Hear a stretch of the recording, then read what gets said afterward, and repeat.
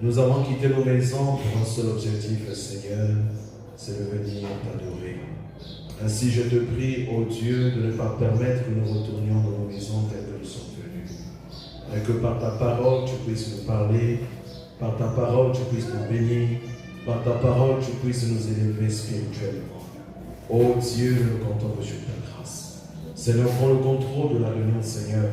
Sois l'alpha et l'oméga de tout ce qui se fera. Au nom puissant du Seigneur et Sauveur Jésus-Christ. Amen. Amen. Amen. Amen. Je vais vous demander de rester un moment debout. Nous allons lire la parole. Dans Luc au chapitre 2, verset 52. Luc au chapitre 2, au verset 52. Nous prendrons également Jean chapitre 4, au verset 23 et 24. Luc 2, verset 52. Il est écrit: Et Jésus croissait en sagesse, en stature et en grâce, devant Dieu et devant les hommes. Est-ce que vous comprenez cela? La Bible dit que Jésus croissait en sagesse. Il croissait en stature et il croissait aussi en grâce. Cette évolution-là n'était pas que devant Dieu, ce l'était aussi devant les hommes. Alléluia. Donc on doit constater cette évolution dans vos vies, devant les hommes et devant Dieu. Est-ce que vous me comprenez? Jean chapitre 4. Versets 23 et 24. Mais l'heure vient, et elle est déjà venue, où les vrais adorateurs adoreront le Père en esprit et en vérité. Car ce sont là que les adorateurs que le Père demande. Dieu est esprit, et il faut que ceux qui l'adorent, l'adorent en esprit et en vérité. Vous pouvez vous asseoir. Nous allons juste dire en notre prière. Glorieux Saint-Esprit, c'est toi l'auteur de cette parole. Puisses-tu simplement me mettre en chemin afin d'utiliser tout mon être, Seigneur, pour la gloire de ton peuple. Jésus-Christ, c'est toi le temps. Viens t'exprimer afin de bénir encore les âmes de tes enfants ce matin. Je te fais confiance, Seigneur, et je crois que tu nous parleras et nous donneras le contexte de la prédication. Au nom de Jésus-Christ. Amen. Amen. Gloire à Jésus. Amen. Est-ce que quelqu'un est dans la joie ce matin de Amen. Si quelqu'un est dans la joie, dise Alléluia. Alléluia. Si quelqu'un est dans la joie, dise gloire à Dieu. Gloire à Dieu. Amen. Gloire à l'Éternel. Nous sommes des créateurs d'atmosphère, n'est-ce pas? Oui. Nous devons créer cette atmosphère. Depuis le dimanche dernier, nous sommes en train de parler d'un thème que nous avons intitulé l'homme spirituel. Et le premier sous-thème que nous avions abordé, c'était donc un créateur d'atmosphère. Et nous avons montré par la parole comment l'homme peut créer une atmosphère. Parce que c'est également un petit Dieu. Et cette autorité, c'est Dieu qui le lui a donnée. Est-ce que vous êtes là? Amen. Et aujourd'hui, nous allons parler d'un deuxième sous-thème que nous intitulons un adorateur parfait. On est toujours dans l'homme spirituel. Pour essayer de remettre les bases, pour ceux qui n'étaient pas là le dimanche dernier, nous avions dit que l'homme, c'est l'être humain. Amen. C'est l'être vivant que vous êtes. L'homme avec un H. Et le monde spirituel ici nous renvoie par opposition à ce qui est charnel. Alléluia. Amen. Et le dictionnaire nous dit également que ce qui est spirituel, c'est ce qui est mystique. Et nous avons vu avec vous que le chrétien est un être double. Amen. Amen. Le chrétien est un être mystique parce qu'il a en lui l'esprit de Christ. Il a en lui cette partie spirituelle qui s'identifie à l'esprit de Dieu. Alléluia. Amen. Ça, c'est ce que nous avons vu la dernière fois. Essayons d'éclaircir davantage encore la notion de l'homme spirituel. L'homme spirituel est opposé à l'homme charnel. Un homme spirituel, c'est un homme qui vit selon les désirs spirituels de Dieu. Et un homme charnel, c'est un homme qui vit selon les passions de sa chair. Et vous ne pouvez pas vivre selon les passions de votre chair et me dire que vous êtes un être spirituel. C'est pas possible. Vous dites une chose et vous manifestez une autre dans votre vie. Il y a un problème quelque part. Vous vivez une vie d'hypocrisie. Un homme spirituel, c'est un homme qui manifeste les œuvres de l'esprit. C'est un homme qui se laisse conduire par Jésus-Christ. Alléluia. Et quand vous êtes un homme spirituel, le monde vous haïra. Parce que vous manifestez l'Esprit de Dieu. Quand vous êtes un homme spirituel, ne soyez pas étonnés quand vous jalouse. Quand vous êtes un homme spirituel, ne soyez pas étonnés quand vous jette des pierres. Parce qu'il y a en vous la nature de Christ. Et quand Christ est venu sur la terre, les gens ne l'ont pas aimé. Principalement les religieux, les pharisiens, les sadducéens. Ceux qui étaient considérés comme ses frères ne l'ont pas aimé parce qu'il était plus spirituel qu'eux. Parce qu'il comprenait les principes de Dieu. Les pharisiens étaient devenus tellement charnels au point d'adapter la parole à leurs besoins. Ils ont inséré les traditions d'hommes. Alléluia. Oh, de notre coutume, ça se fait ainsi. Mais si votre coutume est contraire à la parole, nous mettons ça dehors. Amen. Alléluia. Si votre coutume s'aligne avec la parole, gloire à Dieu. La tradition des pharisiens était contraire à ce que Moïse avait dit. C'était le premier à dire. Moïse a dit. La loi a dit. Mais ce qu'il disait et ce qu'il manifestait, c'était le jour et la nuit. Ce n'étaient pas des hommes spirituels. C'était des hommes aigris, des hommes jaloux, et qui ne voulaient pas voir la lumière apparaître sur le peuple. Au point d'étouffer ceux qui voulaient suivre Jésus. Il est menacé d'excommunication. Si vous suivez Jésus, vous ne serez plus membre de notre église. Nous allons vous livrer au diable. Les esprits ne meurent pas. Aujourd'hui, nous voyons quelque chose. Quand vous n'êtes plus d'accord avec quelqu'un qui sort de la ligne de la parole, il commence à vous diaboliser. Il commence à dire toutes choses sur vous. Mais soyez sans crainte. Que la parole soit votre boussole. Que la parole soit tout pour vous. Accrochez-vous à Jésus. Et il prendra soin de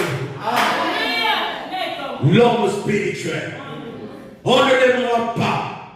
On a haï Jésus. On a monté des coups contre lui. On a fabriqué des témoignages contre lui. Alors qu'il n'avait rien fait. Tout ce qu'il voulait, c'est guérir les malades. Tout ce qu'il faisait, c'est faire du bien aux hommes. Mais l'homme n'a pas reconnu sa visitation.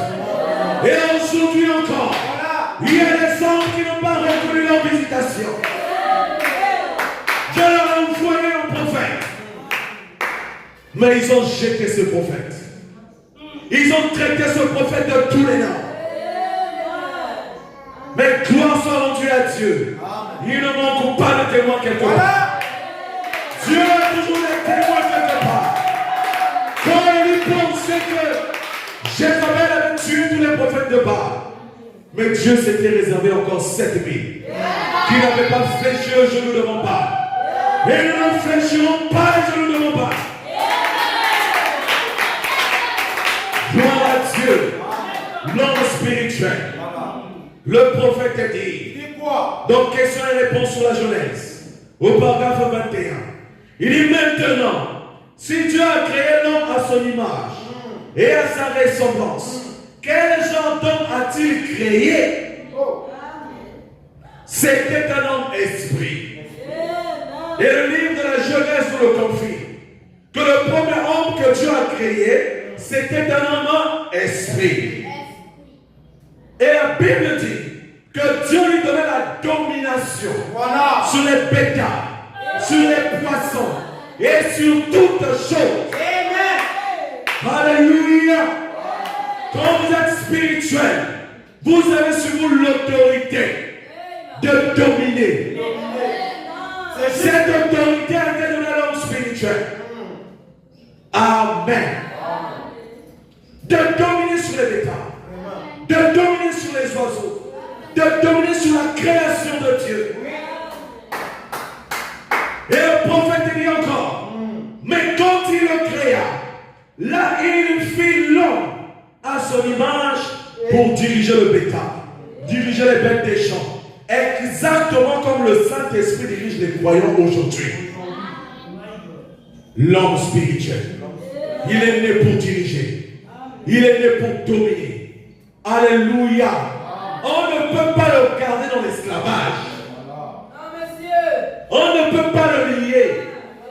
Parce qu'un homme spirituel a l'Esprit de Dieu en lui. Alléluia. Remarquez une chose. La Bible dit que Dieu donna cette autorité à l'homme spirituel. De dominer sur les bétails, sur les animaux des champs. Aujourd'hui, dans nos familles, nous avons ce qu'on appelle des totems. Et ces totems-là sont liés à les animaux. Ces totems-là sont liés aux animaux des champs. C'est dans le totem des bois. C'est un totem d'éléphant. D'autres totems de. Mais ils ont oublié que Dieu a donné à l'homme spirituel la domination.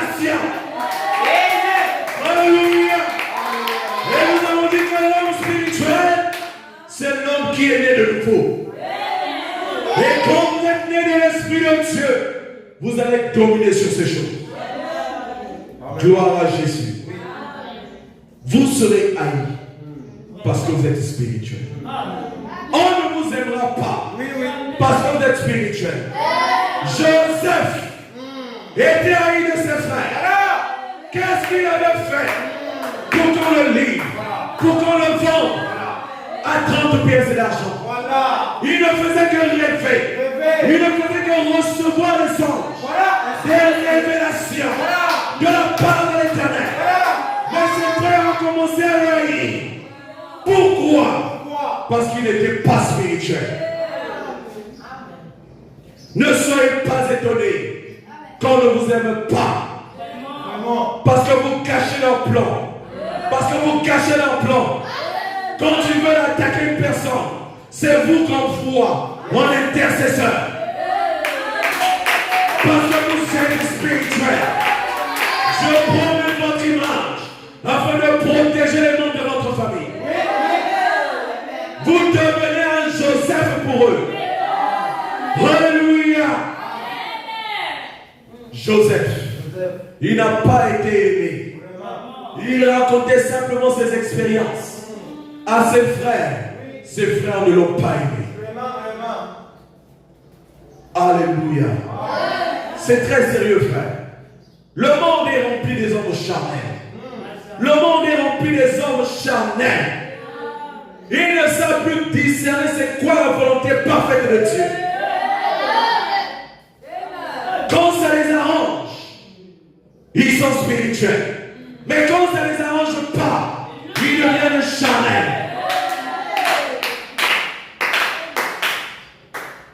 Eh bien, nous sommes là au commencement, où Dieu créa l'homme spirituel. Mais avant le commencement, qu'est-ce qui s'était passé? Alléluia! Et Dieu a donné à ses prophètes une capacité de monter plus haut comme des aigles. Moïse n'était pas là au commencement. Mais Dieu a pris Moïse, l'a élevé en esprit. Et Moïse a déclaré: au commencement, Dieu créa les cieux et la terre. Comment a-t-il su qu'au commencement Dieu créa? Parce qu'il était un prophète. Dieu l'a élevé plus haut et il a vu ce qui était au commencement. Mais à chaque prophète sa grâce. À chaque prophète sa profondeur.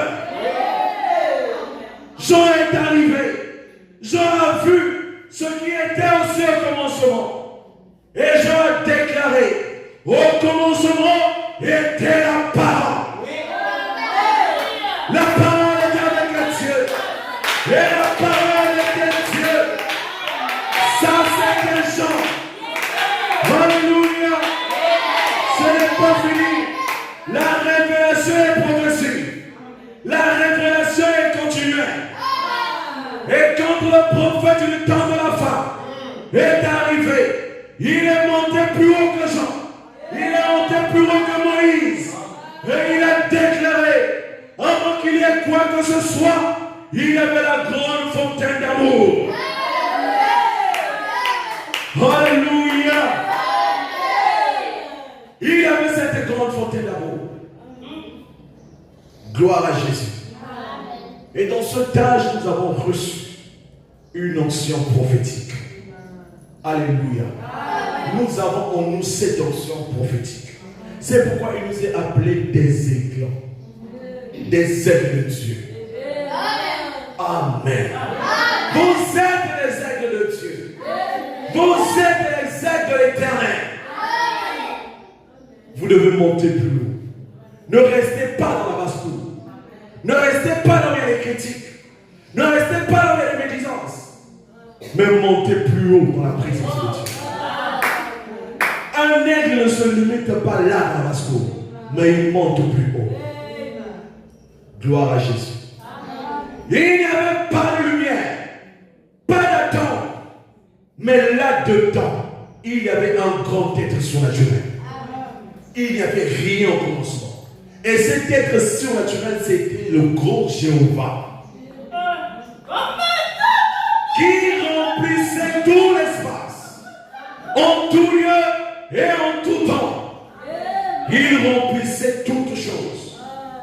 Jéhovah les miracles. Amen. Et après cela, une lumière est sortie. Et cette lumière a été appelée le Logos. Et ce Logos-là, c'est l'onction. Ce Logos-là était le Fils de Dieu. Ce Logos-là était le nom parole. Gloire à l'Éternel. Et ce Logos est sorti un homme. Amen. C'est pourquoi dans Jean chapitre 1, au verset 14, il nous est dit, et la parole s'est faite chair. Parce que cette parole était le Logos qui était au commencement. Amen. La Bible dit encore que personne n'a jamais vu Dieu. Le Fils unique qui est dans le sein du Père est celui qui l'a fait connaître. On a connu Dieu par le Fils. Amen. Et il va plus loin en disant, dans Jean 17, au verset 3 et 5. Or la vie éternelle, c'est qu'ils te connaissent toi, le seul vrai Dieu, et celui que tu as envoyé, Jésus-Christ. Je t'ai glorifié sur la terre. J'ai achevé l'œuvre que tu m'as donnée à faire. Et maintenant, toi, Père, glorifie-moi auprès de toi, même de la gloire que j'avais auprès de toi avant que le monde fût. Voilà une écriture qui vient confirmer qu'il y avait ce corps parole au commencement. Alléluia. Amen. Et quand Dieu dit, faisons l'homme à notre image et à notre ressemblance, c'était quoi? Ou c'était qui? Le prophète dit, c'était le Père et le Fils qui étaient en train de crier.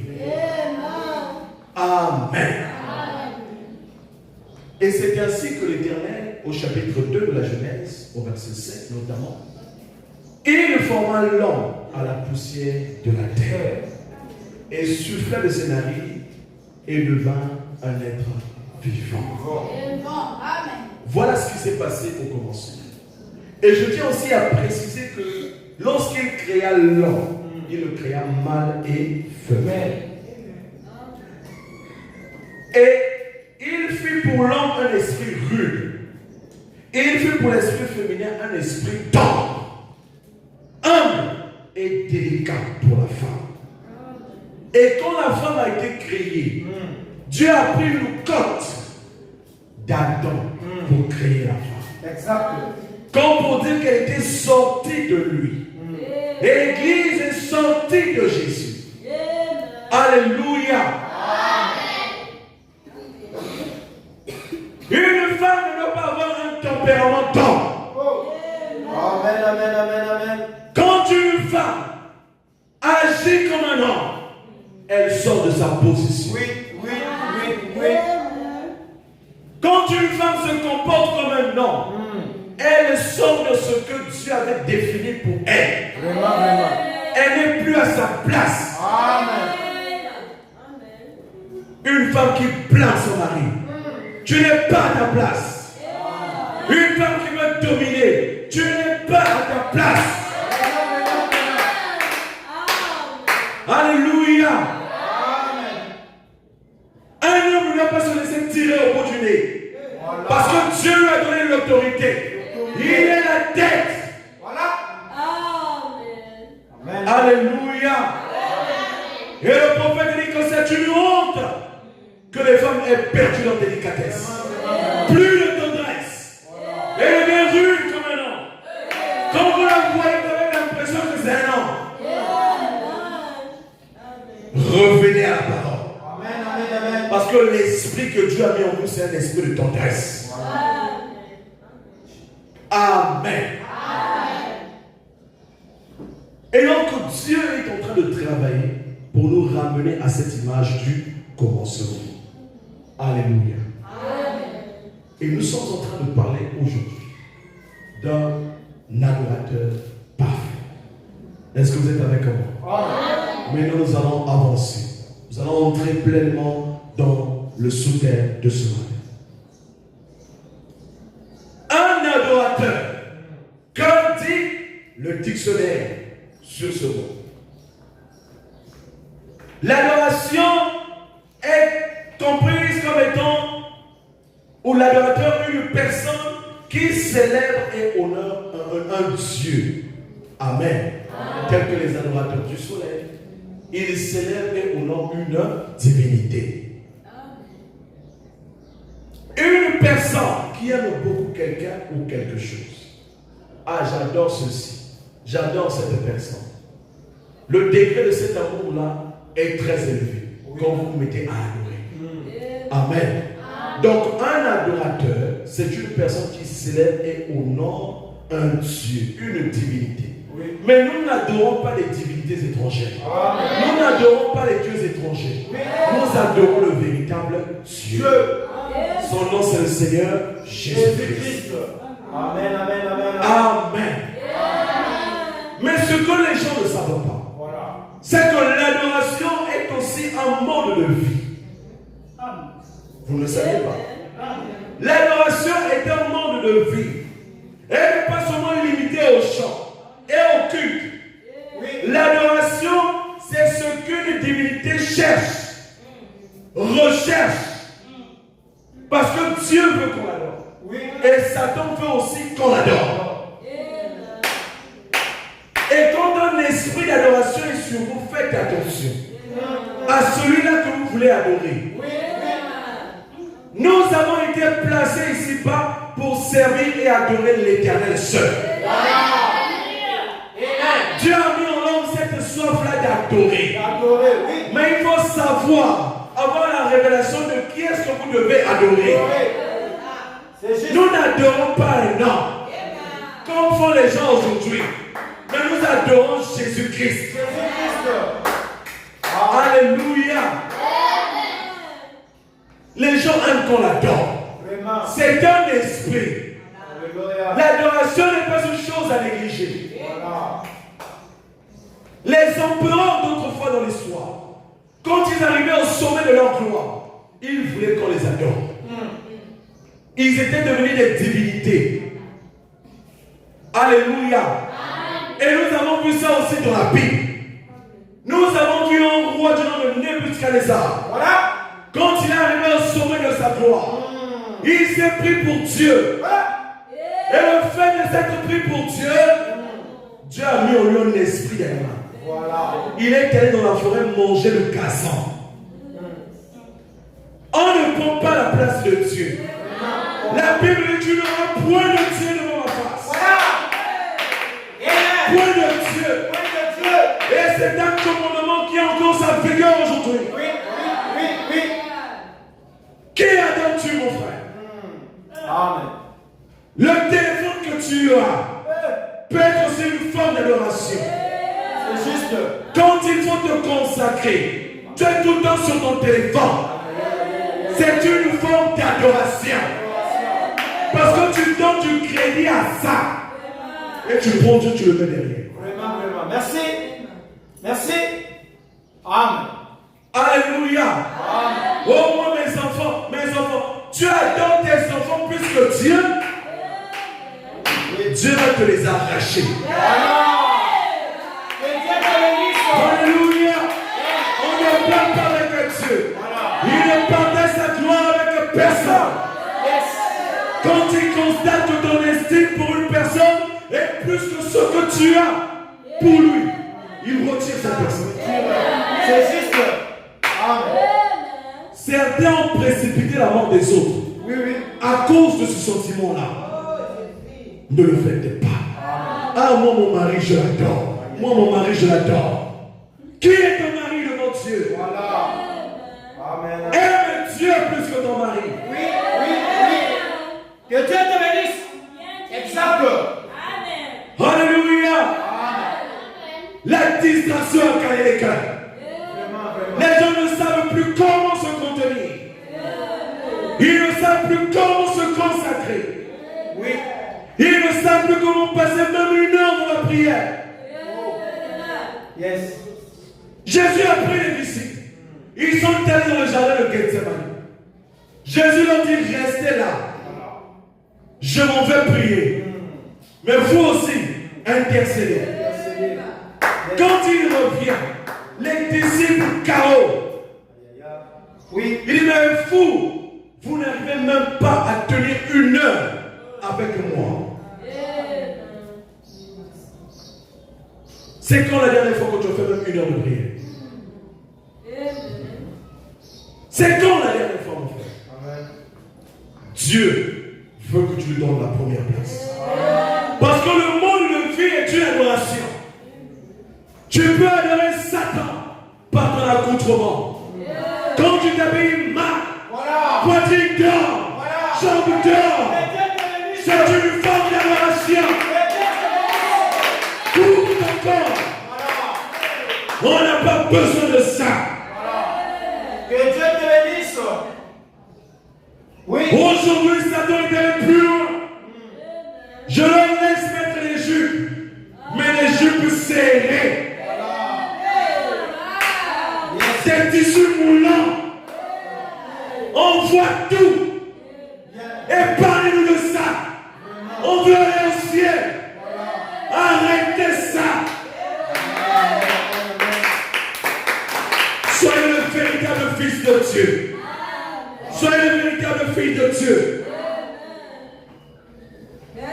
Nous devons honorer Dieu. Même dans notre accoutrement. Quand on te voit, on sait que ça c'est un fils de Dieu. Que Dieu te bénisse. Exact. Beaucoup adorent Satan sans le savoir. Beaucoup louent Satan sans le savoir. Ils ne le savent pas. Parce que Satan réclame aussi l'adoration. Oui, oui. Au ciel, il a réclamé l'adoration. Voilà. Il n'a pas eu cette adoration. Voilà. Il a été précipité sur la terre. Vraiment. Alléluia. De la même façon qu'il a été précipité sur la terre, nous allons aussi le précipiter dans nos vies. Parce qu'il n'a pas sa place en nous. Merci. C'est un fauteur de trouble. Vraiment. Il voulait l'adoration. Il a vu la façon dont les anges l'adoraient. Il a vu la façon dont les gens s'inclinaient devant le roi, chantaient les cantiques. Dans son cœur, la jalousie est montée. Moi aussi, je veux qu'on m'adore. Moi aussi, je veux qu'on me serve. C'est là où il a séduit un tiers des anges. Et tous ont été précipités. Des anges déchus. Et aujourd'hui, ils sont dans les corps. Ils ont possédé des corps. Oui. Pas étonnant que vous voyez une personne, vous lui parlez de la parole. Pour lui, ça entre, ça sort. C'est un adorateur de Satan sans le savoir. Mais Dieu veut que vous l'adoriez. Le monde de vie est une adoration. Comment vis-tu? Comment considères-tu Dieu dans ta vie? Comment considères-tu ton sauveur dans ta vie? Vraiment. Quelle est la place que tu lui donnes? Dans la journée, tu lui consacres combien de minutes? Merci. Un adorateur parfait. On a besoin de ces adorateurs parfaits. Vous ne pouvez pas me dire d'être un adorateur et ne pas aimer le Seigneur. Vous ne pouvez pas me dire d'être un adorateur et ne pas aimer Dieu, ne pas vouloir le servir. Quand on aime une personne, on est prêt à tout pour cette personne. Amen. Satan veut qu'on adore. Et nous voyons dans la Bible un récit marquant. Dans Luc au chapitre 4 au verset 1. À partir du verset 1 jusqu'au verset 6. La Bible dit: Jésus, rempli du Saint-Esprit, revint du Jourdain, et il fut conduit par l'Esprit dans le désert, où il fut tenté par le diable pendant 40 jours. Il ne mangea rien durant ces jours-là. Et après qu'ils furent écoulés, il eut faim. Le diable lui dit: si tu es le Fils de Dieu, ordonne à cette pierre qu'elle devienne du pain. Jésus lui répondit: il est écrit, l'homme ne vivra pas de pain seulement,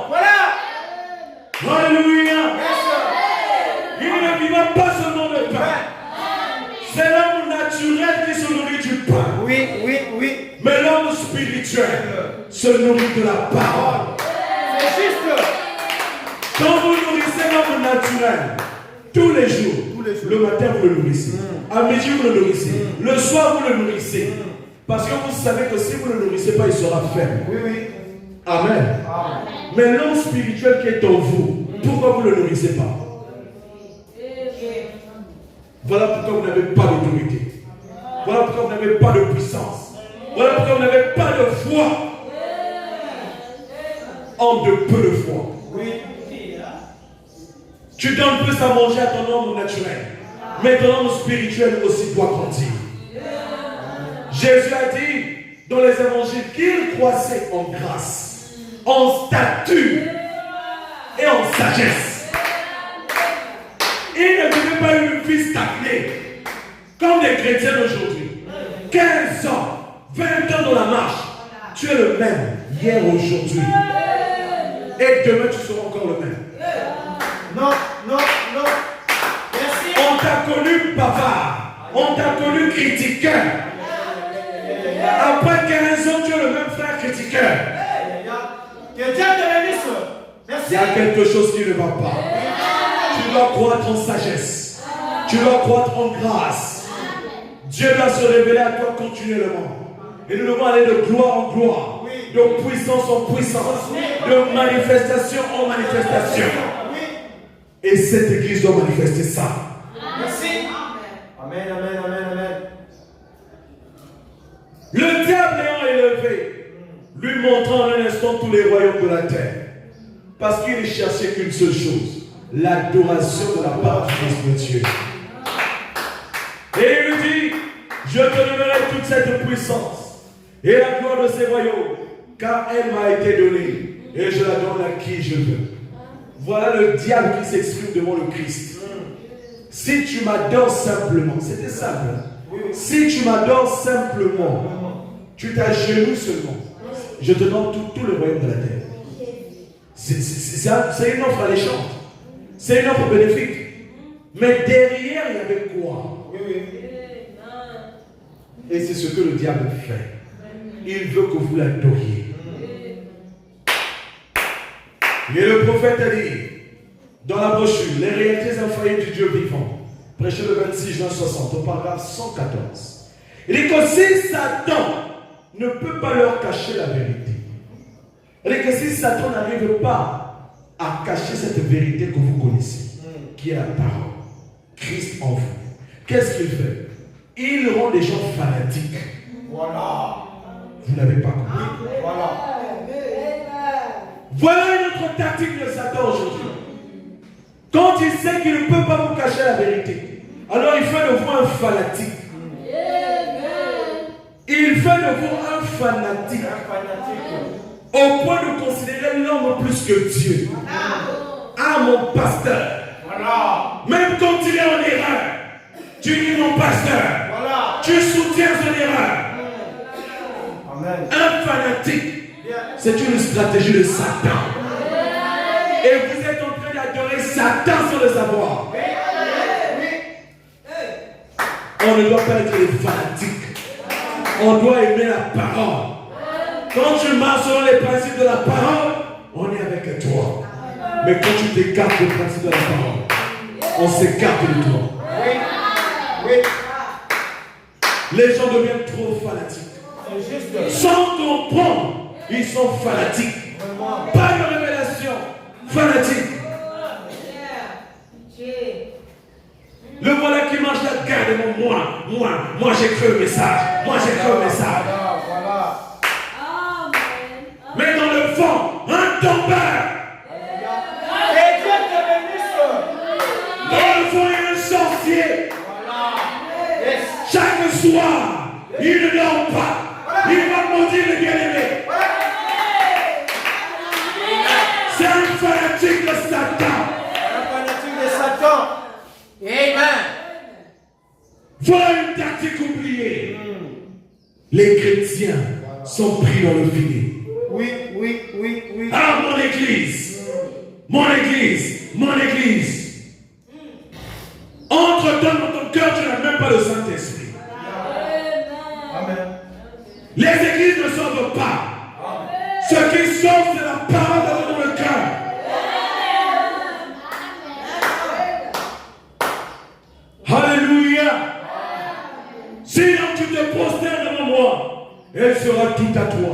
les royaumes de la terre, je te le donne. Alors Jésus lui répond. Satan reçoit une décharge. Il dit, il est écrit, tu adoreras le Seigneur ton Dieu et tu le serviras lui seul. Alléluia. Chaque groupement religieux aujourd'hui a élevé son leader. Les membres kimbanguistes ont élevé Simon Kimbangu. Les membres de Lusolo ont élevé Kiremi. Alléluia. Les gens du message, ils ont élevé Branham. Chacun a élevé son chef religieux. Alléluia. Mais nous devons adorer Jésus seul. Nous devons adorer Dieu seul. Nous devons adorer l'Éternel seul. Alléluia la gloire. Alléluia l'honneur. Et les acclamations.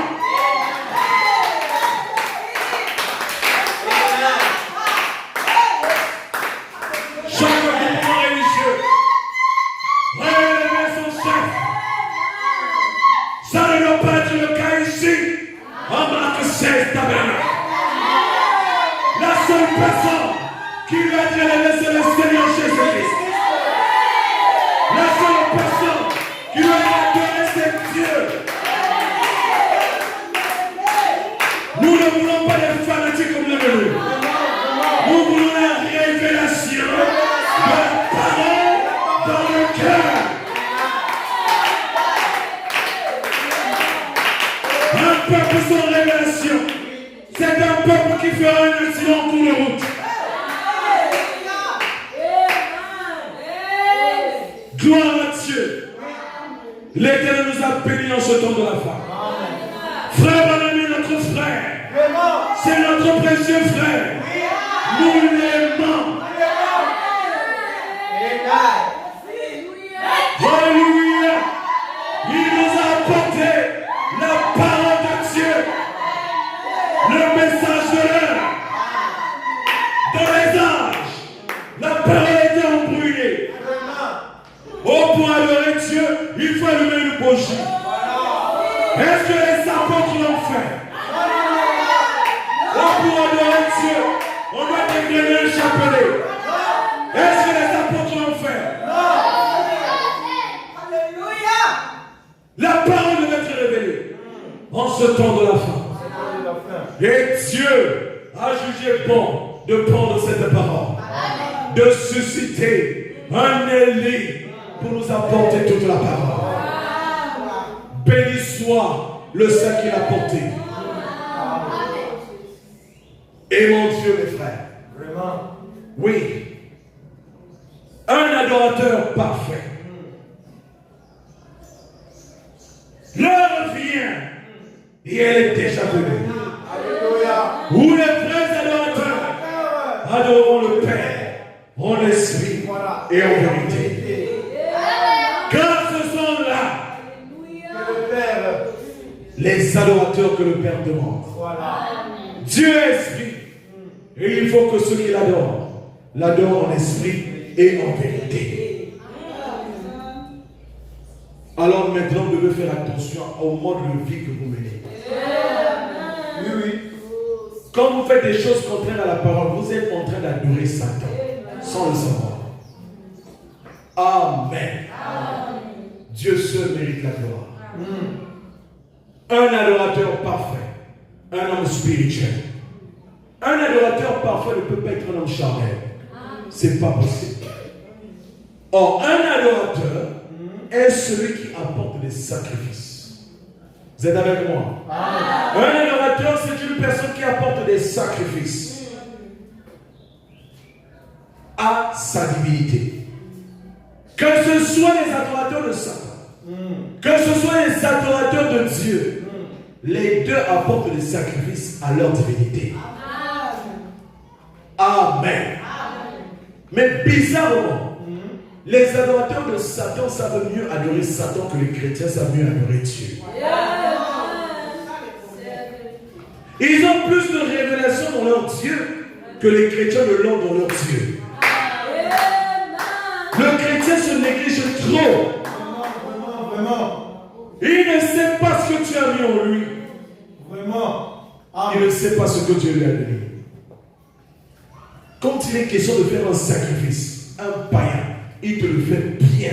Vraiment, vraiment. Il le fait de tout son cœur. Vraiment. Quand il faut se réveiller au milieu de la nuit pour faire des actes, il le fait. Vraiment. Tant qu'il n'a pas atteint sa cible, il ne se lâche pas.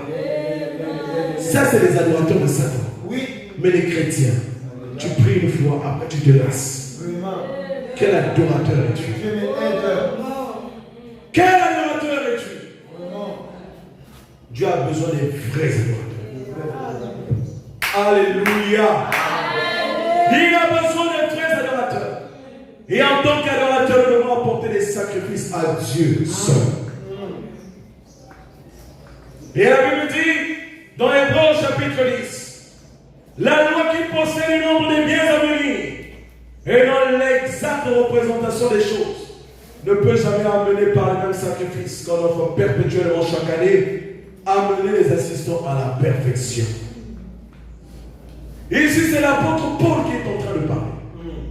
Montrant que les sacrifices qui se faisaient dans l'Ancien Testament, les adorateurs de l'Ancien Testament, qu'est-ce qu'ils faisaient? Ils ont mené leur sacrifice à Dieu. Ils ont mené le sacrifice au temple, devant le sacrificateur. Et le sacrificateur examinait le sacrifice. Amen. Amen. Ce sacrifice devait répondre aux prescriptions de la loi. Ce sacrifice devait répondre à la loi de Moïse. C'est ça, mon frère. Ce sacrifice-là devait être parfait. On devrait l'examiner. On devrait l'examiner complètement. Mais tout ça, ce n'était qu'une ombre. Amen. Amen. Et quand l'adorateur péchait, il prenait son animal de sacrifice, il l'emmenait devant le sacrificateur, afin que le sacrificateur puisse faire le rituel. On prenait le sacrifice, on l'égorgeait. Et quand on l'égorgeait, il mettait sa main, amen, amen, sur ce sacrifice. Et le sang coulait. Une vie pour une vie, pour une autre vie. Donc cet animal mourait à sa place.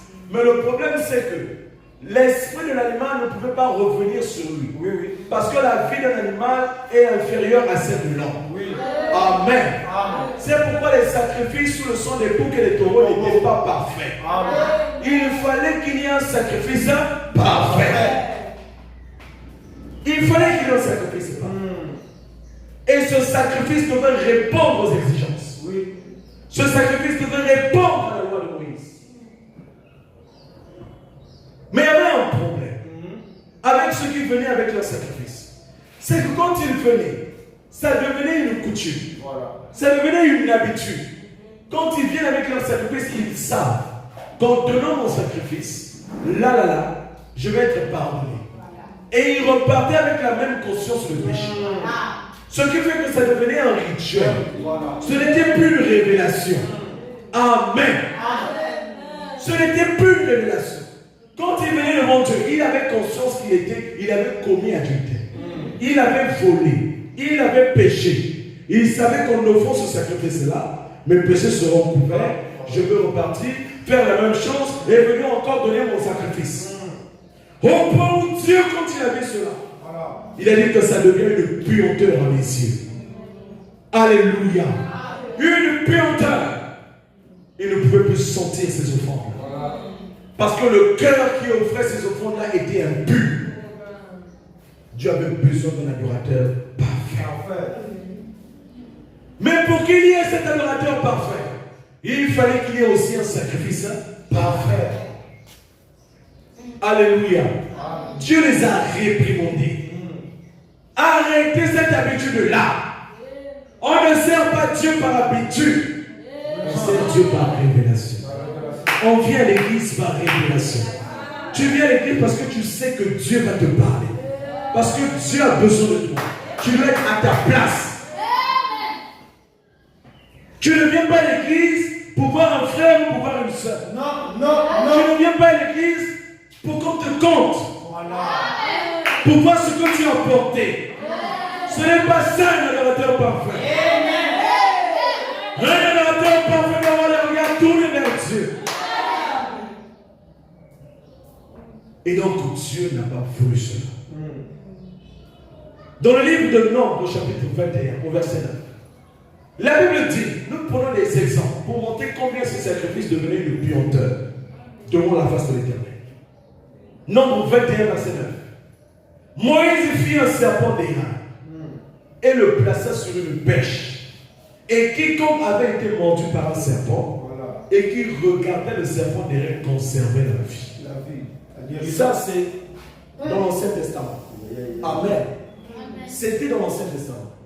Il apporte et tu as péché, tu viens simplement, tu regardes le serpent d'airain et tu es guéri. Tu tournes simplement tes regards, tu es guéri. Amen. Mais ce serpent avait été érigé dans Nombre chapitre 21. Mais nous avons constaté qu'après le départ de Moïse, les Israélites ont commencé à adorer ce serpent d'airain. Amen. Et là nous sommes dans 2 Rois au chapitre 18. On nous montre ici comment Dieu a utilisé un prophète pour détruire et abattre les statues et les idoles et le serpent d'airain que Moïse avait fait. Car les enfants d'Israël avaient jusque-là brûlé des parfums devant lui. Donc ils ont fait de ce serpent d'airain-là leur divinité. C'est ça l'homme. Il est prêt à adorer n'importe quoi. Il est prêt à adorer n'importe quoi. Surtout ceux qui arrivent dans un stade de désespoir. Ils ne savent plus quoi faire. Les voilà qui vont consulter les marabouts, qui vont consulter les féticheurs. Qui t'a dit que Dieu ne parle plus? Ah non, nous on connaît quelqu'un là-bas, il voit des choses. Tu ne comprendras pas comment ta vie sera bloquée. Vraiment. Il faut aller. Amen. Dieu n'a pas aimé cela. Il a détruit le serpent d'airain. C'est pourquoi il a dit dans Matthieu chapitre 4, à partir du verset 7, hypocrite, Ésaïe a bien prophétisé sur vous quand il a dit, ce peuple m'honore des lèvres, mais son cœur est éloigné de moi. Je sers Dieu, j'adore Dieu. Ça c'est la bouche qui parle. Ça c'est la bouche qui parle. Mais les actions, les œuvres, où sont-elles? Où sont les œuvres, mon frère? Chacun ce matin devra apporter une âme à Dieu. Devra inviter une âme à Dieu. Où sont tes œuvres?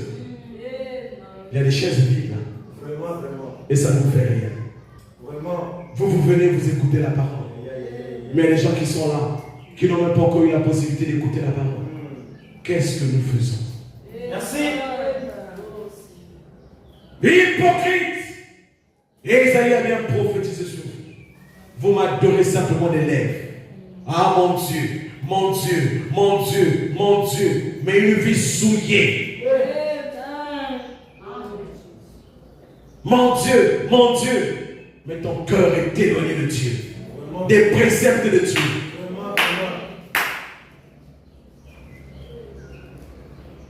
C'est en vain qu'ils m'honorent, en enseignant des préceptes qui sont les commandements d'homme. Et il dit dans le psaume 51, à partir du verset 17, Seigneur, ouvre mes lèvres, et ma bouche publiera ta louange. Si tu eusses voulu les sacrifices, je t'en aurais offert. Mais tu ne prends point plaisir aux holocaustes.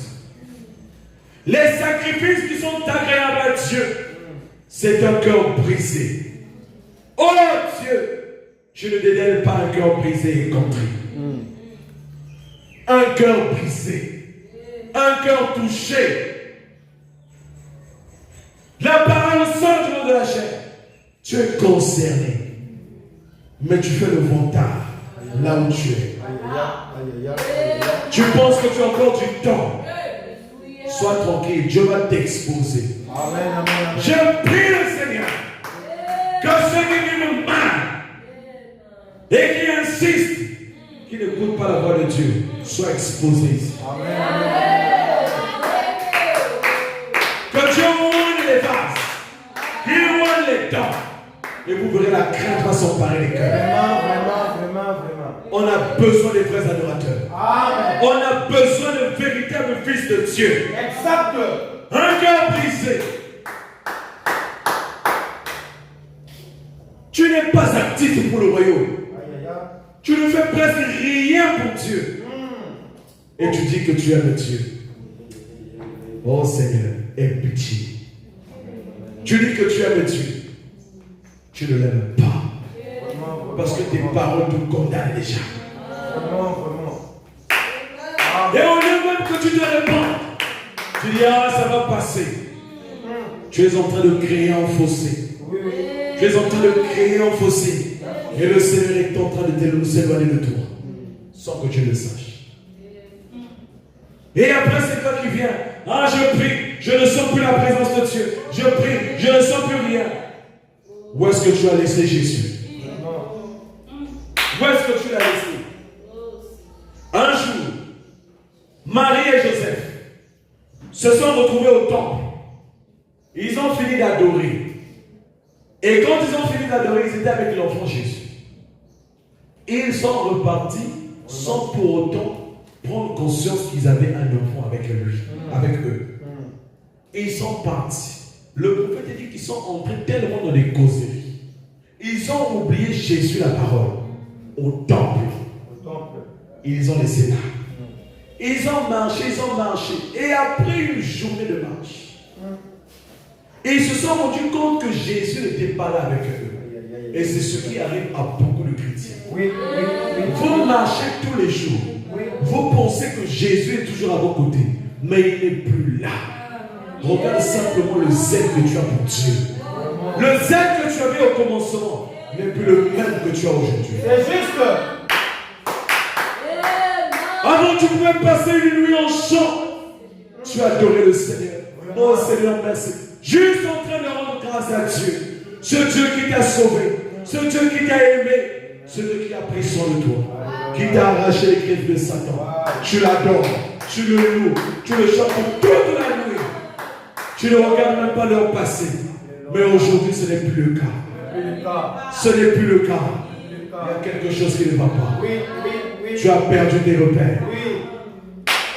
Nous devons revenir à la véritable adoration. Parce que nous sommes des hommes spirituels. Et un homme spirituel, c'est un homme qui veille sur sa marche. Il doit veiller. Chaque jour, il veille. Ah, où est-ce que j'ai fauté? Je dois corriger. Qui j'ai fait mal? Je vais me repentir. C'est ça l'homme spirituel.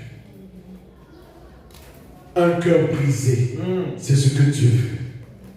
Aujourd'hui, les gens ne savent plus c'est quoi se repentir.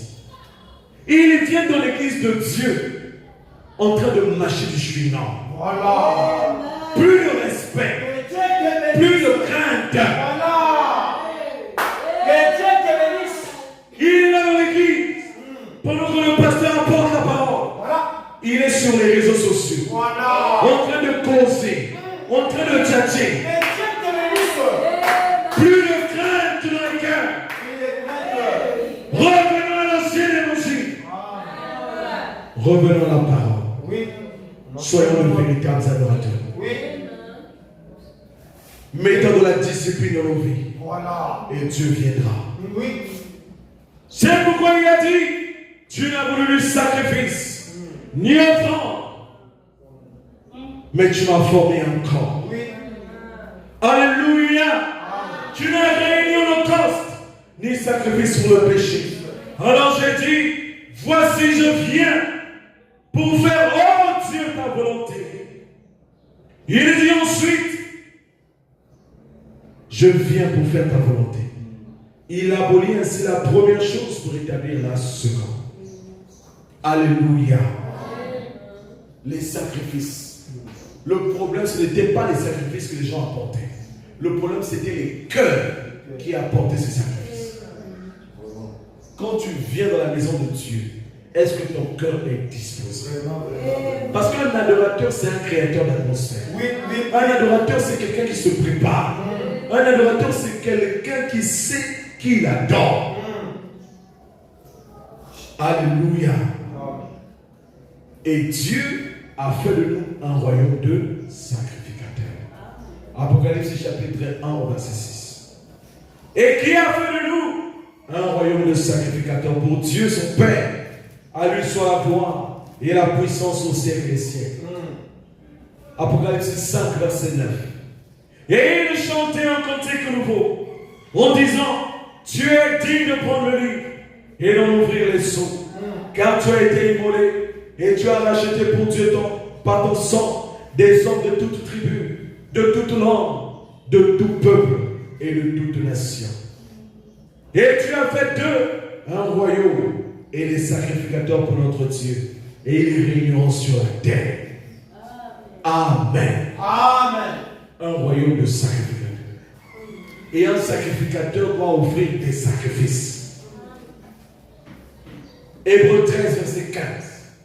Par lui, nous offrons sans cesse à Dieu un sacrifice de louange, c'est-à-dire le fruit des lèvres qui confessent son nom. Quand nous adorons Dieu, nous lui offrons des sacrifices. Nous chantons pour Dieu, nous lui offrons des sacrifices. Nous prions Dieu, c'est une forme de sacrifice. Oui. Un adorateur parfait. Il veut que nous soyons des adorateurs parfaits. Avec des sacrifices parfaits. Pas des sacrifices qui ont des défauts. Que ton adoration pour Dieu n'ait pas de défaut, mais que ce soit une adoration qui soit parfaite aux yeux de Dieu. Tu viens adorer le Seigneur, tu dors. Comment ça? Tu viens adorer le Seigneur, tu somnores. Comment? Tu n'es pas un adorateur parfait. Amen. Tu viens adorer le Seigneur, tu es lourd. Comment Dieu va se manifester? Tu n'es pas un adorateur parfait. Tu viens adorer le Seigneur. Tes pensées sont ailleurs. Tu n'es même pas ici à l'église. Si nous était donné la possibilité d'ouvrir ta tête et voir tes pensées, certainement on te verrait là-bas à la plage. En mini-jupe. En train de te baigner. Avec des hommes. Tu n'es pas un adorateur parfait. S'il était permis à Dieu de donner cette possibilité aux gens de voir les pensées, beaucoup fuiront ici. Un adorateur parfait, tu dois être connecté. Tu dois être connecté à la parole. Parce que chaque parole contient en elle une puissance de transformation. Un adorateur parfait. Et ceux de l'Ancien Testament n'étaient pas des adorateurs parfaits. Il manquait quelque chose dans leur sacrifice. Et Dieu lui-même s'est offert en sacrifice. Et le sacrifice de Christ était parfait. Il a donné de sa vie. Il a donné de sa vie sans restriction, sans limite. Il s'est tout donné. La Bible dit, car Dieu a tant aimé le monde qu'il a donné son Fils unique, afin que quiconque croit ne périsse point, mais ait la vie éternelle. Mais comment peux-tu donner à Dieu si au fond tu n'as pas d'amour? Vous ne m'avez pas compris. Comment peux-tu être un véritable adorateur si tu ne sais pas comment donner? Un sacrificateur, c'est quelqu'un qui donne, qui se sacrifie. Gloire à Dieu. Il s'est offert lui-même en sacrifice. Son Fils unique. Ce qu'il avait le plus cher, il a donné. Mais toi, ce que tu as le plus cher, tu ne veux même pas donner à Dieu. Tu ne veux même pas donner à Dieu. Depuis que tu es devenu chrétien, Je ne sais même pas si tu as déjà fait une offrande de dîner à l'Éternel. Ça grince les dents. Hein? Ah oui, frère, c'est ça un adorateur parfait. La Bible dit que Jean, avant même que ses enfants ne pêchent, il prenait des animaux et il l'offrait à Dieu. Il s'assurait qu'il y ait toujours la perfection dans sa maison. Que ses enfants soient toujours couverts. Mais nous n'aime que trop. Mon aime trop. En lingala, on dit comment? Comment on dit ça en lingala? Une personne qui ne partage pas. Hein? Akabakate. Un ingrat. Il veut toujours qu'on lui donne. Donne-moi. Mais toi, qu'est-ce que tu donnes? Voilà. Tu donnes quoi à Dieu? C'est toi qui te présentes toujours. Ah, j'ai besoin de ça. Mais toi, qu'est-ce que tu donnes au bien-aimé? C'est toujours toi qui es la tâche. Apprenons à donner. Il y a plus de bonheur à donner qu'à recevoir. C'est un principe avec Dieu. Apprenez à donner et Dieu vous donnera aussi. Amen. Ne soyez pas ingrat. Ma pauvre, ma kakou. C'est ça, non? Tu ne partages pas. Comment un chrétien ne partage pas? C'est impensable. Un frère en difficulté, tu as de quoi lui donner, mais tu refuses. Tu veux toujours garder. Amen. Pour toi-même. Il n'y a que toi qui compte. Il n'y a que ta personne qui compte. Ingrat.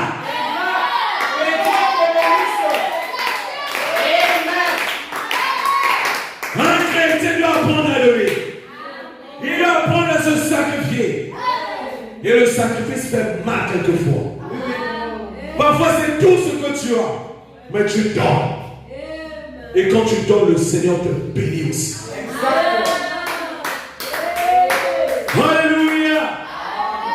Un adorateur parfait. Il venait avec le péché dans le cœur. Venait à Dieu offrir des sacrifices. Mais dans leur cœur, il n'était pas en ordre. Leur cœur n'était pas disposé. Leur cœur était impur. Alléluia. Toi, bien-aimé, tu te dis chrétien.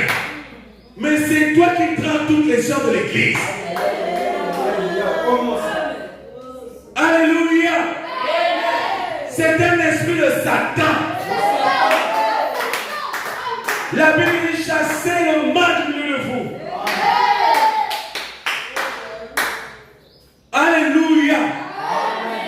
Un chrétien, c'est un homme spirituel. C'est un homme qui connaît les principes de Dieu. Oui.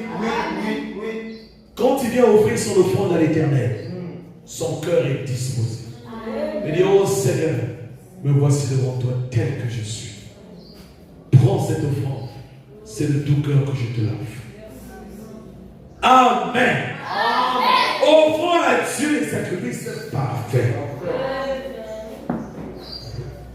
Dès aujourd'hui, commencez à vérifier ce que vous donnez à Dieu.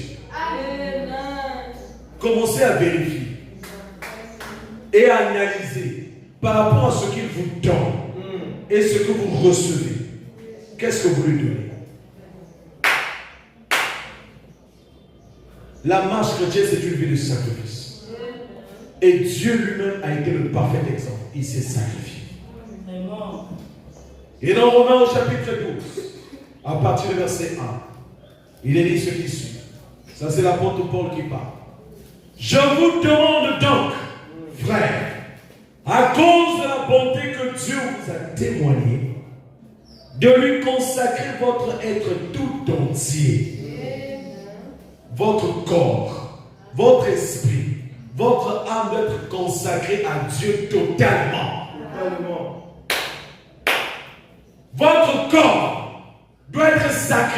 Dieu. Les passions de la chair, vous devez les crucifier.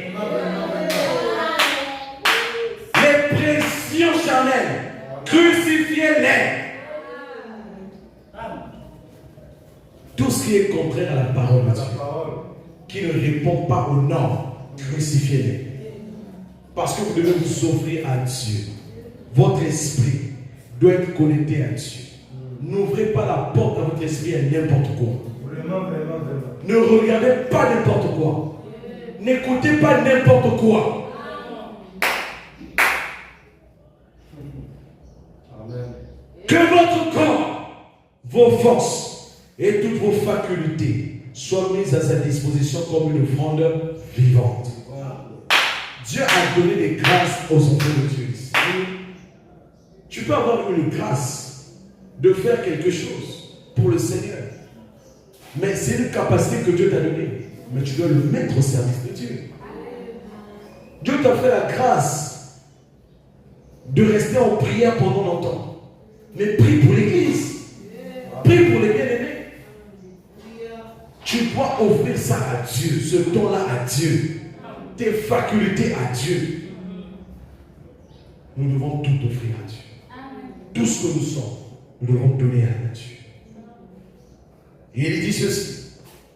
C'est là le culte spirituel qui a un sens, un culte logique, conforme à ce que la maison vous demande. C'est ça que Dieu veut. Que nous puissions lui offrir tout notre corps, tout notre être. C'est ça, être un adorateur parfait. Que tout ce qui est en nous soit à l'unisson avec sa parole. Et dans Hébreux chapitre 13, versets 16 et 17, il est dit: et n'oubliez pas la bienfaisance et la libéralité, car c'est à de tels sacrifices que Dieu prend plaisir. La bienfaisance et la libéralité, voilà. Hein? C'est à de tels sacrifices que Dieu prend plaisir. Donc, Seigneur Kaboula commence à partager. Je ne te demande pas de prendre toutes tes économies et donner. Non. Je ne te dis pas ça. Quand il faut aider, aide, selon la conduite que Dieu te donne. Amen. Obéissez à vos conducteurs et au pouvoir de la déférence, car ils veillent sur vos âmes, comme devant en rendre compte, qu'il en soit ainsi, afin qu'ils le fassent avec joie, et non en gémissant, ce qui vous ne serait d'aucun avantage. Quand le pasteur se met à gémir pour vous, à cause de vos histoires, ce n'est pas un avantage pour vous. Ce n'est pas un avantage pour vous. Amen. Il doit le faire avec joie. Mais quand c'est toi qui apportes tout le temps des problèmes, au point où parfois quand tu appelles, on ne veut plus répondre à tes appels. Parce qu'on sait que tu es problématique. Pour un rien, c'est toi qui es là. Ta bouche est toujours là. Mais qu'il le fasse, non en gémissant, mais avec joie. De telle sorte que lorsqu'il vous présente à Dieu, son cœur est dans la joie. Et le prophète dit que lorsque le pasteur est dans la joie, Dieu aussi est dans la joie. Amen. Amen. Maintenant, donnons le contexte au soutien de ce matin. Nous avons dit dans le livre de Jean, au chapitre 4, ce qui suit. Jean chapitre 4, à partir du verset 23 et 24. Mais l'heure vient, elle est déjà venue, où les vrais adorateurs adoreront le Père en esprit et en vérité. Car ce sont là que les adorateurs que le Père demande. Dieu est esprit, et il faut que ceux qui l'adorent, l'adorent en esprit et en vérité. Voilà ce que la Bible dit. Il dit que nous devons adorer Dieu en esprit et en vérité. Maintenant, creusons. Il est question là de la conversation de Jésus avec la femme samaritaine. Et la Bible dit qu'il n'y avait pas de rapport entre les Samaritains et les Juifs. Ce qui fait que cette femme, à l'heure d'aller puiser de l'eau, elle est allée à une heure particulière. Elle s'est présentée au puits. Et c'est à la même heure que le Seigneur aussi est passé par là. Parce qu'il devait parler à sa fille. Il devait sauver sa fille. Et quand il arrive, il commence une conversation avec cette femme. Il dit, femme, donne-moi à boire. Et cette femme réplique en disant, comment toi qui es juif, demande à moi qui suis une samaritaine de l'eau à boire. Alléluia. Amen. Cette femme ne savait pas qui était devant elle. Mais Jésus était en train de contacter ses disciples. Et plus la conversation allait profondément, plus quelque chose dans le cœur de cette femme commençait à être secoué. En elle, il y avait la sémence de parole. Ce qui fait que lorsque vous écoutez la parole, il y a quelque chose en vous qui secoue. Il y a quelque chose en vous qui bat. Il y a quelque chose en vous qui se remue. Parce que c'est la parole qui reconnaît la parole. Et quand Jésus était devant cette femme samaritaine, cette femme a dit, Seigneur, lui a dit la femme, je vois que tu es prophète. Nos pères ont adoré sur cette montagne. Et vous dites que le lieu où il faut adorer est à Jérusalem. Ça, c'est la femme samaritaine qui parle à Jésus. Il dit que nos pères à nous ont adoré sur cette montagne. Et la femme samaritaine ici soulève la question du lieu d'adoration. Est-ce qu'il fallait adorer à Jérusalem ou est-ce qu'il fallait adorer sur la montagne? Et cette montagne-là, c'était le mont Garizim. Alléluia. C'est de cette montagne que cette femme samaritaine parlait. Où est-ce qu'il fallait adorer? Est-ce que c'est sur cette montagne-là? Ou est-ce que c'est à Jérusalem? Mais qui étaient les Samaritains? Les Samaritains étaient un mélange des Juifs et des non-Juifs. C'est ce qui a donné naissance aux Samaritains. Vous allez comprendre pourquoi cette femme n'était pas appréciée des Juifs.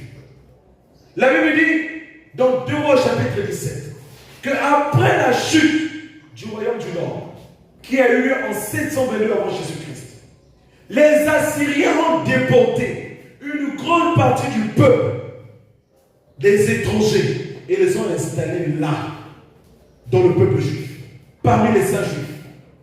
Amen. Il les a installés dans cette région-là.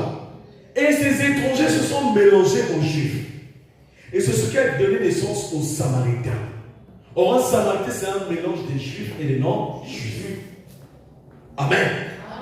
Et quand les Juifs même sont revenus d'exil à Babylone, sous Esdras et Néhémie, quand ils ont voulu reconstruire le temple, ils ont refusé l'aide des Samaritains. Parce qu'ils considéraient les Samaritains comme un peuple impur. Amen. Et là, nous sommes dans Esdras chapitre 4, versets 1 et 3. Et cela a donc créé une rupture profonde entre les Juifs et les Samaritains. Ils ne s'entendaient pas. C'est pourquoi cette femme samaritaine était sortie à une heure où les Juifs n'étaient pas là au puits. Amen. Mais Jésus qui connaissait le temps et les circonstances est allé se pointer devant ce puits.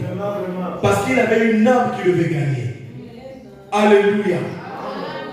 Et puisque les Samaritains ne pouvaient pas adorer au même endroit que les Juifs, c'est pourquoi ils bâtirent leur propre temple sur le mont Garizim, près de Sichem. Alléluia. C'est pourquoi elle a dit à Jésus, nos pères ont adoré sur cette montagne. Mais vous les Juifs, vous dites qu'il faut adorer à Jérusalem. En d'autres termes, où est-ce que nous devons adorer? Amen. Où est-ce que nous devons adorer? Alors Jésus lui répond, femme, lui dit Jésus, crois-moi. Alléluia. Crois-moi. L'heure vient où ce ne sera ni sur cette montagne, ni à Jérusalem, que vous adorerez le Père. Là, il vient changer les choses. Là, il vient basculer les choses. Alléluia. Vous adorez ce que vous ne connaissez pas. Il dit aux Samaritains, vous adorez connaissez pas. Il dit, nous adorons ce que nous connaissons, car le salut vient des Juifs. Mais l'heure vient, et elle est déjà venue, où les vrais adorateurs adoreront le Père en esprit. Alléluia. Ça veut dire que tu n'as même pas besoin, pour être en contact avec Dieu, de te retrouver quelque part, dans un lieu déterminé. Amen. Et en vérité, en conformité avec sa parole.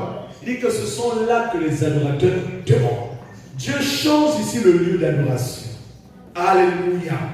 Et il martèle en disant, Dieu est esprit. Et il faut que ceux qui l'adorent en esprit et en vérité.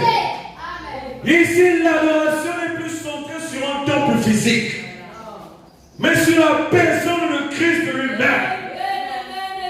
Alléluia. Nous adorons le Seigneur Jésus seul. C'est lui qui mérite la gloire. Et l'adoration lui est réservée. Le prophète dit, dans le lieu d'adoration que Dieu a choisi, prêché le 20 février 65 au paragraphe 46. Il n'y a qu'un seul endroit où vous pouvez adorer Dieu comme il le faut. Un seul endroit, sur la personne de Christ. Paragraphe 49. C'est le seul lieu,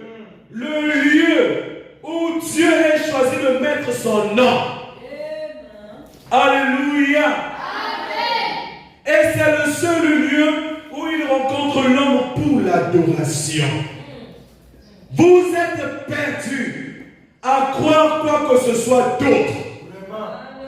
Donc si vous pensez aujourd'hui que le lieu d'adoration est dans un homme autre que Jésus, vous êtes perdus. Alléluia. Amen. Oh Église, peu importe où vous êtes, à quoi vous appartenez, pour moi, ça ne change rien. Mais il y a une chose que vous devez savoir. Vous devez être en Christ, sinon vous êtes mort. Vous ne pouvez pas vivre en dehors de lui. Il est le lieu d'adoration que Dieu a choisi. C'est là où il a mis son nom. Alléluia. C'est pourquoi il a dit que le Père l'a souverainement élevé. Il s'est tellement abaissé qu'il lui a donné un nom qui est au-dessus de tout autre nom, par lequel nous devons être sauvés. Amen. Le lieu d'adoration. Dieu dit à cette femme, nous devons adorer en esprit et en vérité. Il orientait la pensée de cette femme sur sa personne. Amen. C'est pourquoi il a dit dans 2 Jean chapitre 19 verset 20, détruisez ce temple et en 3 jours je le releverai. Parce qu'il était le véritable temple. Vraiment. Et quand il a dit cela aux Juifs, c'était un scandale. Les Juifs ont dit, mais comment il nous a fallu 46 ans pour bâtir ce temple, et toi en 3 jours tu vas le relever. Mais qui es-tu? C'est notre Dieu. Il est capable. Alléluia. Il ne parlait pas d'un temple physique, mais il parlait du temple de son corps. Détruisez ce temple. Et vous êtes le temple de Jésus. Amen. Et quiconque détruira ce temple, Dieu le détruira. Amen. Une vie consacrée à Dieu, un abandon à Dieu, un adorateur parfait. Nous devons adorer Dieu en esprit et en vérité. Parce que nous sommes des hommes spirituels. Et étant des hommes spirituels, nous devons avoir une adoration parfaite. Adorer Dieu en esprit et en vérité. Aujourd'hui, le chemin du lieu saint est ouvert. Il a été donné à tout le monde la possibilité d'entrer. et d'adorer le Seigneur. Mais dans quel parvis es-tu? Es-tu encore dans le parvis extérieur? Es-tu dans le lieu saint? Mais là-bas, il y a encore la lumière des anges. Mais il faut entrer dans le lieu très saint. Là où il y a la gloire de la Shekinah. Là où Dieu te visitera. Là où Dieu te changera. Là où Dieu te parlera. Soyons des adorateurs parfaits. Nous devons adorer Dieu dans la vérité. Non pas dans le mensonge, mais dans la vérité. Il est l'esprit de vérité. Il n'est pas un esprit de mensonge. Adorons Dieu dans la vérité. Et en esprit. Nos regards doivent se tourner vers lui, le Créateur des cieux et de la terre. Amen. Tu peux être dans ta chambre, tu pries Dieu en esprit. Tu peux être dans la rue, tu pries Dieu en esprit.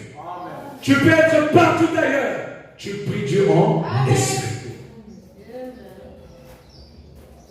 Tu peux être là en train de marcher, mais dans ton cœur il s'élève des prières.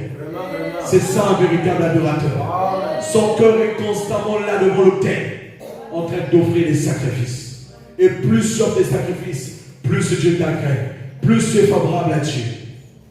Amen. Soyons des adorateurs parfaits. Que le Père demande. Nous devons être des adorateurs que le Père demande. Quand nous venons à l'église, ayons la conscience que nous venons pour servir Dieu. Ayons la révélation que nous venons pour servir Dieu. Ne venons pas pour alourdir les autres. Ne venons pas pour alourdir les autres. Si tu penses que tu es fatigué et que tu dois dormir, rentre chez toi. Ou lève-toi, mets-toi quelque part. Voilà.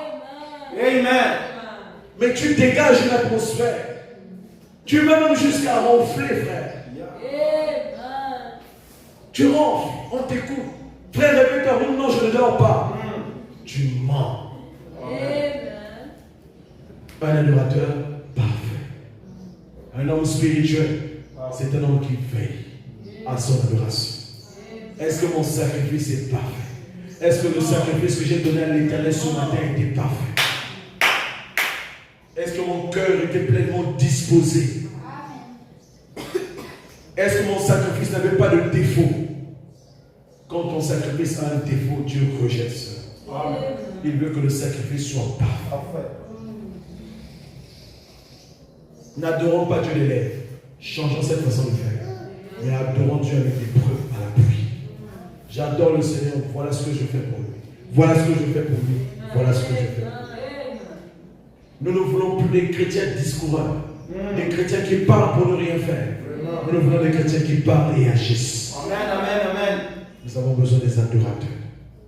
Dans cette église, nous avons besoin des adorateurs. Quand il faut adorer le Seigneur, tu t'élèves. S'il faut élever tes mains, tu élèves tes mains. Et tu te mets à adorer le Seigneur. Tu oublies même celui qui est à côté de toi. Voilà. Tu n'es pas venu pour lui. Tu adores le Seigneur de tout ton cœur. Quand il faut louer le Seigneur, tu loues le Seigneur. S'il faut danser, tu danses pour le Seigneur. Amen. En dansant aussi, tu transmets une chaleur. Tu transmets une énergie. Tu transmets une atmosphère. Amen. Et ça pousse aussi les autres qui étaient faibles de chanter. Voilà. Un adorateur parfait. On n'est pas obligé de constamment vous dire chantez, chantez, chantez. Non, on veut être des adorateurs parfaits. Amen. Amen. Aujourd'hui, le monde ne reconnaît pas le sacrifice parfait qui a été donné. Jésus-Christ. Le monde a choisi son propre chemin. Le prophète dit dans la brochure les réalités infaillibles du Dieu vivant. Au paragraphe 61, prêché le 26 juin 60. Du temps de Jésus de Nazareth, quand il était sur la terre, marchant dans la chair, il trouva en son jour les gens en quête d'une religion qui leur apporterait la délivrance. Il voulait une religion qui les délivrerait de tous les maux et de leurs ennemis. Et le christianisme a répondu à chacune de leurs exigences. Donc le christianisme aujourd'hui a relevé le défi pour donner la solution à quiconque veut. Amen. On ne sert pas Dieu comme on est devant les marabouts. Tu viens à Dieu, tu te demandes, Seigneur, donne-moi pain, il te donne le pain tout de suite. Seigneur, donne-moi fourchette, il te donne fourchette tout de suite. Mais quelle est la foi que tu auras? Il doit tailler ta foi. Il veut que tu sois un adorateur parfait. Il ne peut pas tout te donner au même moment. Il doit aussi voir ton attitude. Est-ce que ton attitude devant sa présence sera toujours la même? Oui. Ou est-ce que tu vas la changer? Vraiment, vraiment. Dieu ne bénit plus beaucoup aujourd'hui parce qu'il le sait. Exact. Que s'il le bénit seulement, ils ne viendront plus. S'ils le bénissent seulement, ils subiront le chemin de l'église. S'il le bénit seulement, il deviendra impoli. Voilà. S'il le bénit, le même, il deviendra orgueilleux. C'est lui qui sera le boss. Et les autres seront ses serviteurs. C'est pourquoi Dieu ne vous bénit pas. Or, Dieu a besoin de quelqu'un qui est assez humble, assez disposé, qui le bénira et qui continuera à rester humble. Amen. Il est difficile à Dieu de trouver de telles personnes aujourd'hui. Parce qu'aujourd'hui, l'argent révèle la nature de beaucoup de personnes. Quand tu étais pauvre, tu étais consacré, tu vivais une vie bien. Mais depuis que tu as l'argent, ce qui était en toi là, a commencé à se manifester. Un cœur mauvais, un cœur méchant, un manipulateur. Ne soyez pas de ce genre-là. L'argent ne fait que révéler la nature des gens. L'argent ne fait que révéler ce qu'il y a au-dedans de toi. Amen. Si vous voulez que Dieu vous bénisse, soyez le fervent adorateur de l'Éternel. Soyez humble et Dieu vous bénira pour ça. Amen. Alors je vais inviter l'Église à se lever. Après tout ce qui a été dit ce matin, il a besoin des adorateurs parfaits. La Bible dit que la lumière est venue au monde et le monde ne l'a point connue. Christ est venu sous la forme physique. Il est venu chez les Juifs. Il a apporté la parole. Il a guéri les malades. Il a consolé les affligés. Il a ressuscité les morts. Malgré ça, ils ont rejeté le Messie. Vraiment, à cause de leur égoïsme, ils ont rejeté le Messie. À cause de leur intérêt personnel, ils ont rejeté la parole. Alors toi, ce matin, ne fais pas la même chose. Dieu t'appelle à une prise de conscience. Est-ce que ton adoration est parfaite devant la face de Dieu? Quand tu es à la maison, comment vis-tu? Quand tu es dans la rue, comment vis-tu? Vraiment, vraiment. Quel est le témoignage que les gens ont de toi? Vraiment. Parce qu'on a dit que la vie est également un mode d'adoration. Étant possédé d'adoration. Comment les gens te considèrent? Comment les gens te considèrent et te qualifient dans l'âme? Est-ce que Dieu sait ces personnes-là qui méditent constamment, qui colportent des informations, qui n'ont pas de fondement? Est-ce que tu es cette personne-là qui décourage les autres? Est-ce que tu es cette personne-là qui a échoué dans ta vie et qui veut aussi voir les autres échouer? Dieu t'appelle à la repentance. Il t'appelle à lui donner ta vie. L'apôtre Paul a dit dans Romains chapitre 12 que nous devons l'adorer avec tout ce que nous avons. Notre être entier, nous devons remettre cela entre les mains du Seigneur. Quand Dieu recevra cette adoration de toi, alors il va agréer ton offrande. Nous allons chanter ce cantique, accepte mon offrande. Ensuite, chacun va se mettre à prier. Accepte mon offrande.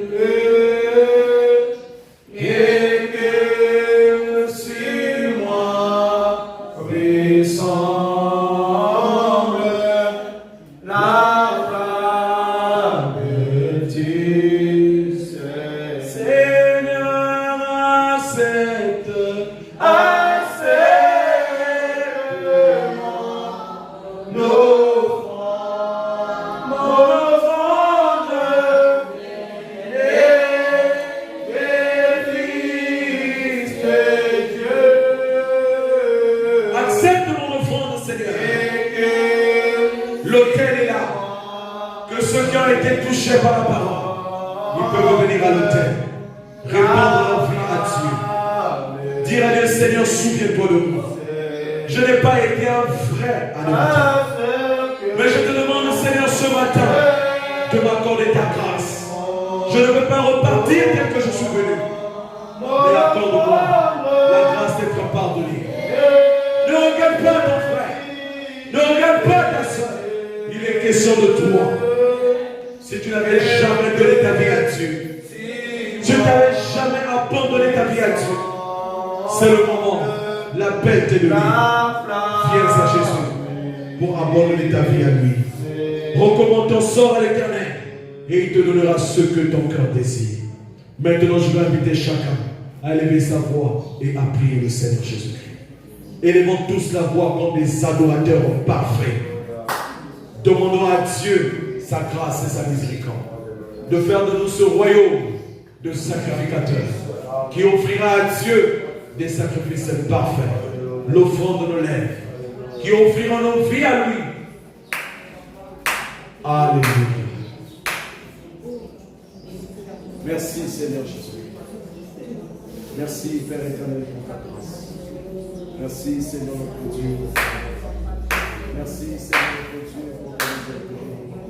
Merci, ô Dieu tout-puissant, pour tout ce que tu nous as fait. Éternel, mon Dieu, mon roi, puisses-tu simplement descendre pour ce soir, veiller sur les puissants. J'ai la grâce, et la connaissance de Dieu. Je te prie maintenant, Père, mon Dieu, les enfants, Seigneur,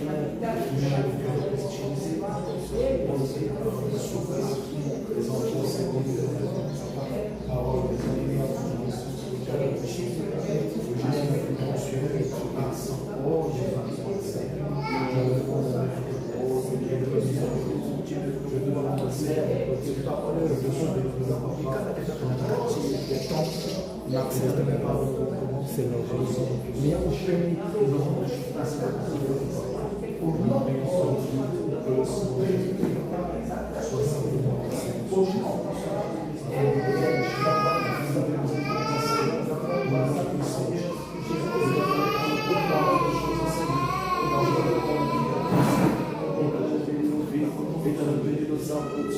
que la grâce de l'Éternel soit simplement sur nous. Et reçois ton cœur, Seigneur. Reçois le sang de ta grâce. Ce matin, Seigneur, nous prions pour Dieu. Nous prions pour Dieu pour nous, que tu sois dans nos essais. Nous prions pour la statue parfaite. Nous prions pour le Seigneur Jésus dans la profondeur.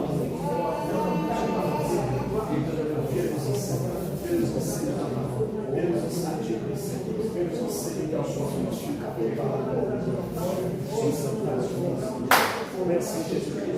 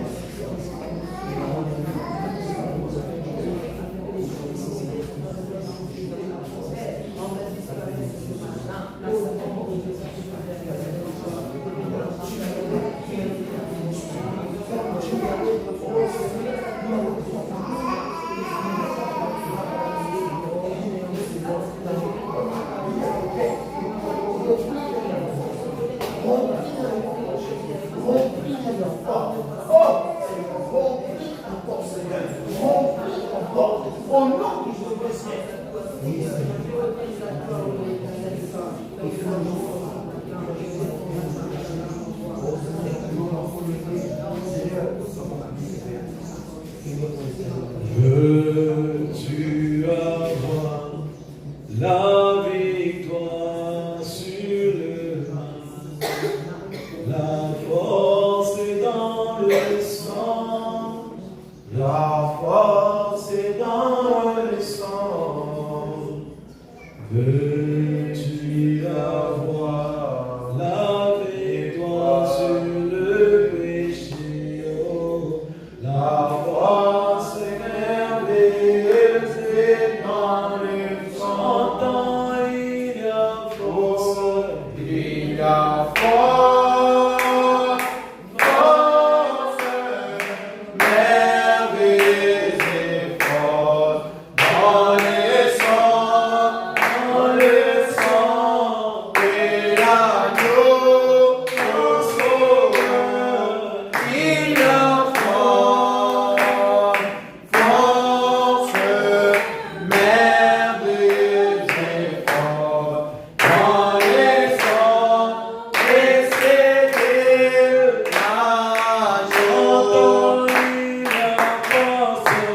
Il y a force, force merveilleuse et forte dans le sang, et l'agneau, au sauveur. Il y a force, force merveilleuse et forte dans le sang, et c'est l'agneau. Nous allons prier le Seigneur. Éternel, notre Dieu, notre Roi, nous te disons grandement merci pour la journée de ce matin. Seigneur, il t'a plu de conduire les choses ainsi, en nous emmenant à prendre conscience, Seigneur, de qui est-ce que nous sommes, Père. En nous emmenant à prendre conscience, Seigneur, que nous sommes des créateurs d'atmosphère, que nous sommes des adorateurs parfaits. Oh Dieu Tout-Puissant, tu es allé au Père Tout-Puissant plus loin, en faisant de nous, Seigneur, tout un royaume de sacrificateurs. Ainsi nous te prions, Seigneur, d'agréer notre offrande de ce matin, d'agréer l'offrande de nos vies, d'agréer l'offrande de nos prières. Seigneur notre Dieu, nous voulons que nos cœurs, au Père Tout-Puissant, soient acceptés dans ta présence ce matin, Seigneur. Au nom de Jésus. Père éternel, beaucoup de choses ont été dites. Tes enfants se sont sentis concernés, puis convaincus, Seigneur. Là où ils ont péché, Père, je te prie de pardonner, Seigneur.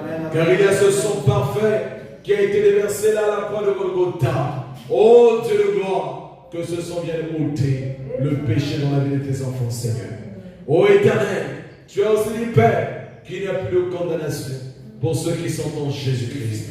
Éternel, que ce peuple soit placé sous ton sang, Seigneur. Pardonne les iniquités de ce peuple, Seigneur.